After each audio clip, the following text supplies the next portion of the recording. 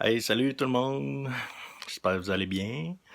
C'est ça, j'ai souvent marqué ma recette de pain en parlant de pain par-ci, par-là. Puis là, on a plein de temps à nous. Fait que voilà, j'ai décidé de vous faire un petit vidéo pour vous montrer comment c'est facile de faire du pain puis que ça vaut la peine. Puis en ces temps où il faut qu'on se débrouille, voilà, c'est le temps de faire du pain. Super, on y va, c'est parti! Bon, tout d'abord, moi j'aime bien ça, ajouter quelques flocons de céréales à mon pain pour qu'il soit un peu plus nutritif. Fait que j'utilise les mélanges de milanaise. La milanaise, ça c'est mon préféré. Le mélange multigrain. Ce comporte des flocons de flocons biologiques, avoine, orge, blé, seigle et corazane. Corazane qui est un grain ancien oriental. Très nutritif. J'adore aussi les flocons d'épeautre. C'est très important de prendre des flocons biologiques parce que si vous prenez des flocons d'avoine style griot Quaker, votre pain il lèvera pas. Fait que flocons biologiques.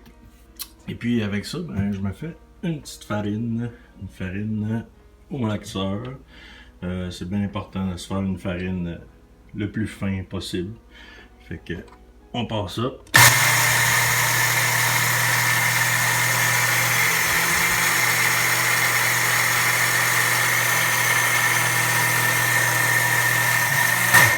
Puis n'ayez pas peur de le laisser aller en masse, que la farine soit fine, laissez-la retomber dans le fond, brassez ça comme il faut, arrêtez-le au pire, puis il y en a des fois qui peuvent coller, mais ces flocons-là, ils collent pas et ça va très bien. Ensuite, 100 ml d'eau chaude, l'eau la plus chaude du robinet. Je prends de la levure sèche Fleshman, levure sèche rapide. Je vais mettre 2 cuillères à thé et demi.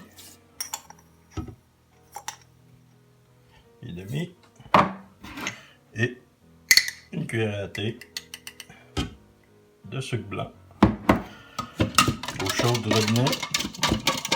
On brasse ça. Et je vais laisser agir pendant 10-15 minutes environ. Donc voilà, on voit bien que ma levure a bien fait. Ensuite, je prends un bol. Ce que je conseille, c'est quand même un bol avec des grands rebords droits. Pour un peu comme une cuve de brassage d'un robot finalement. Moi, je fais tout à la main parce que moi, je suis chef cuisinier italien. Et c'est comme ça qu'on met de l'amour dans la bouffe. C'est en appréciant nos ingrédients, en les touchant, puis en faisant tout à la main. Donc, c'est sûr que brasser la pâte, pour brasser, ça va mieux avec un rebord droit. Fait que, on commence avec 2 tasses de farine. Moi, je prends de la farine blanche, non blanchie. Farine très efficace. Et j'ai ici ma farine multigrain. Puis je vais y mettre. J'ai mis 2 tasses de farine. Je vais mettre 1,5 de farine multigrain. Voilà. Ensuite, corps gras. Moi, ça fait des années que je consomme plus d'huile de canola. Donc, je consomme huile de tournesol qui brûle peut-être plus vite. Pour une friteuse ou tout ça, c'est pas idéal. Mais c'est ça. Je mange pas beaucoup de friture non plus. Puis, en tout cas, c'est un autre sujet, mais l'huile de canola, assez toxique pour l'humain. Donc, un quart de tasse d'huile de tournesol. Voilà. Ensuite, un peu de sel.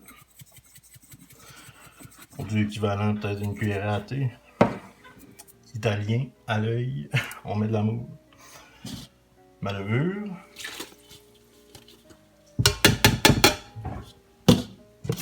Et j'ajoute 400 ml d'eau tiède froide du robinet. Et je vais bien brasser tout ça. Pas trop vite au début pour pas que ça revole.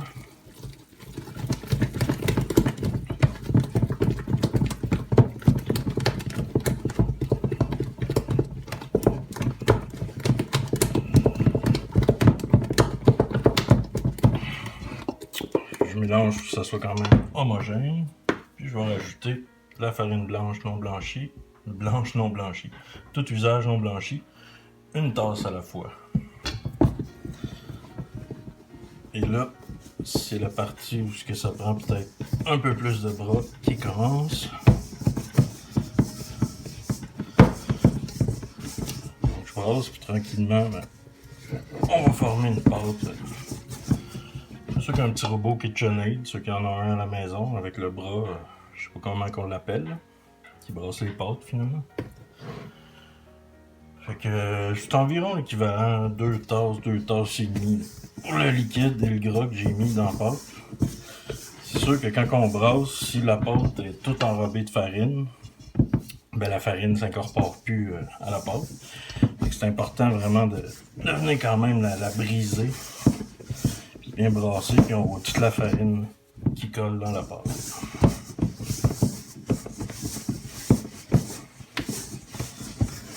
Ce que moi je vais à l'œil, je dis 2 tasses et demie de plus. Vous voyez, je vais en remettre environ une demi. Puis avec ces quantités-là, moi, je le vois quand je brasse, au pire, même s'il resterait un peu de farine dans le fond, mais c'est pas bien grave. Le but, c'est qu'on ait la texture de pâte qu'on désire.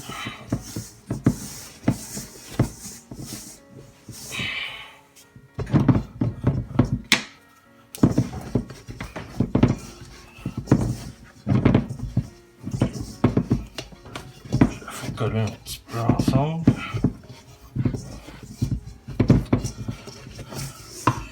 Et après ça, je la mets simplement sur mon plan de travail.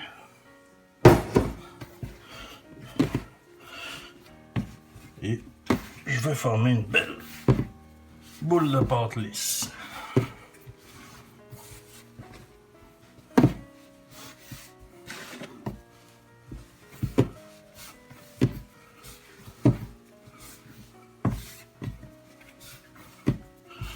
Puis moi, avec ces quantités-là, ben, honnêtement, c'est sûr que j'ai un petit restant de farine, mais j'ai pas vraiment besoin d'être sur une surface farinée. En général, ma pâte, elle colle pas sur le comptoir. Je suis sûr que peut-être si on la fait sur un comptoir en bois, ça peut être différent.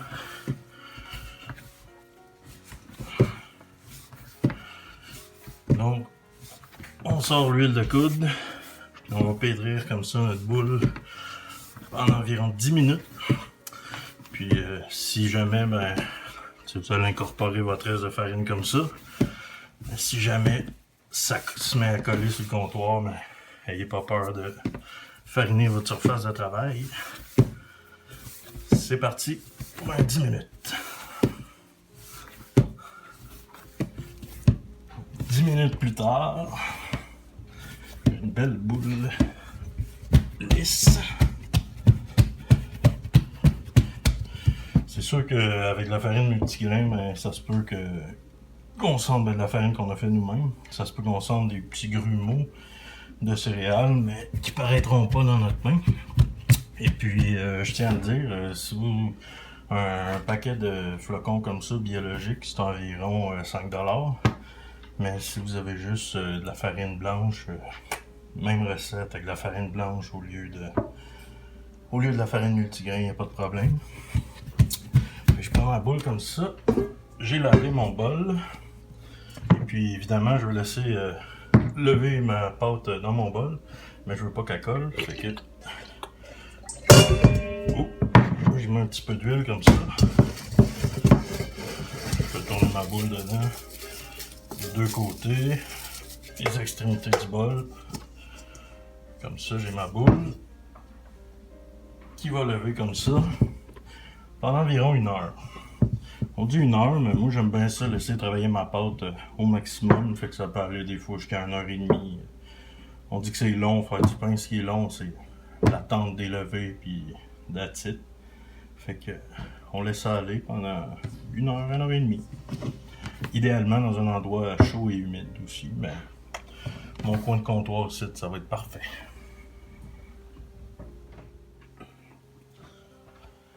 Bon, 1h30 plus tard, Je sais pas si je l'ai mentionné, mais c'est un linge humide que j'ai mis dessus en passant.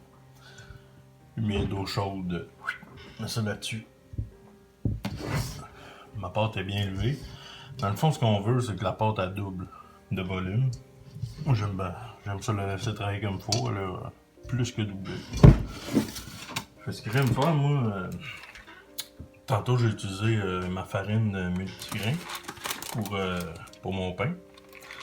Puis je vais prendre des flocons d'épeautre. En plus,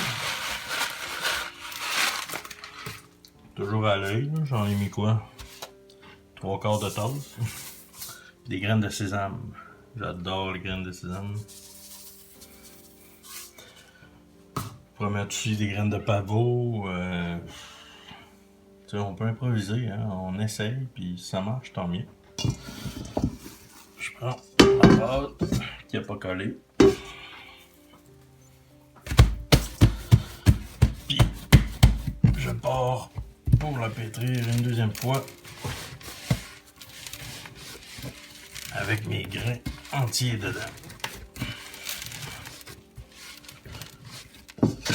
Puis on repart comme ça en la pétrissant puis en faisant incorporer tous les grains qu'on a mis là. Si des fois il y en a trop, ça se peut que ça rentre plus, fait qu'on les met de côté puis that's it. Fait que c'est reparti pour un 10 minutes.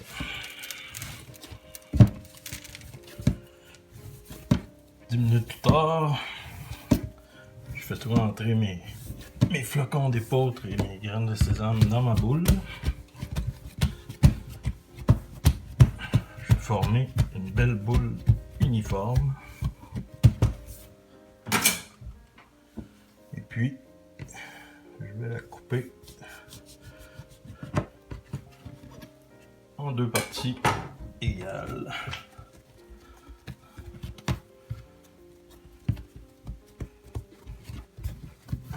Ensuite,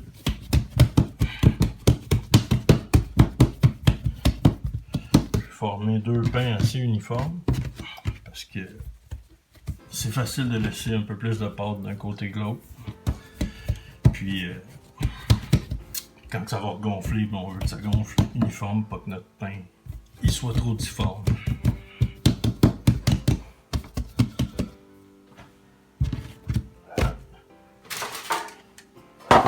2 moules à pain standard.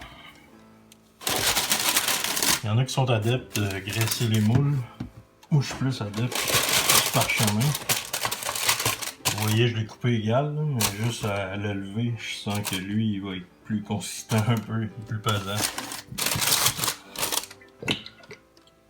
Petit filet d'huile.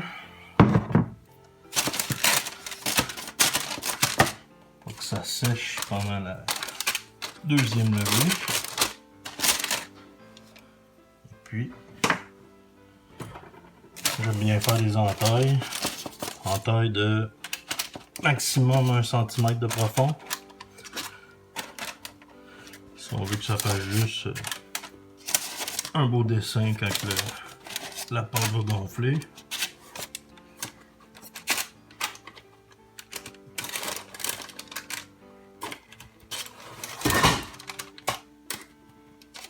Voilà. Donc, j'ai mis comme ça et je vais remettre le linge humide. Et puis, c'est 45 minutes, 1 heure encore de lever, mais dans le fond, faut y aller logiquement. On laisse lever jusqu'à temps que nos pains soient de la forme d'un pain. Le pain, une fois qu'on va le mettre au four, il gonflera pas vraiment plus. Mini affaire, c'est tout. On est reparti pour un autre, une bonne heure, 45 minutes, 1 heure. Donc, mon pain élevé, 400 degrés.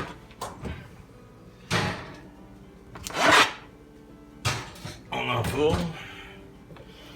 Et puis 36 minutes, mais on va commencer par 18 minutes. Puis on va les virer de bord à mi-cuisson.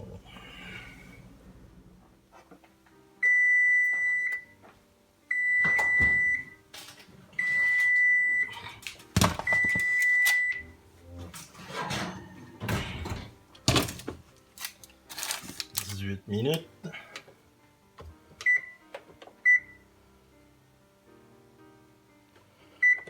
On passe ça à 400. Et j'aime bien beurre fondu.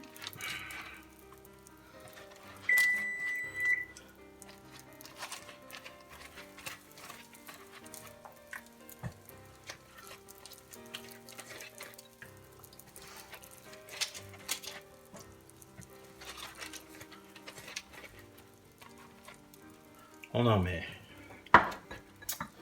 Donc voilà.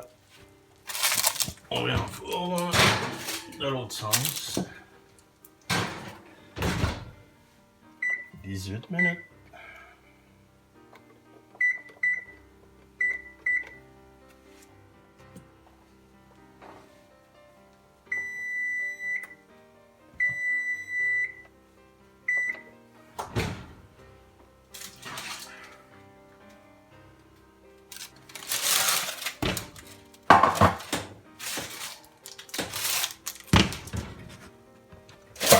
Ça peut être chaud, faites attention,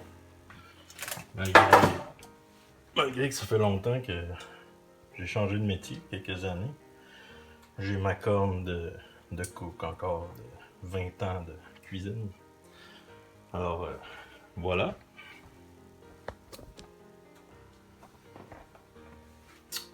Ma recette de pain maison.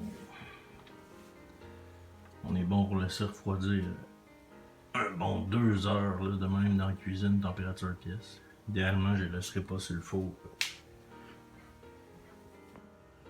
Donc, c'était ma recette de pain. Donnez-moi des nouvelles du vôtre si ça vous tente de vous lancer dans le pain. Plusieurs silences ces temps-ci. Fait que restez prudents, les amis. Puis, comme dit ma chum Caro, ben, attendez-vous au pire et espérez le mieux.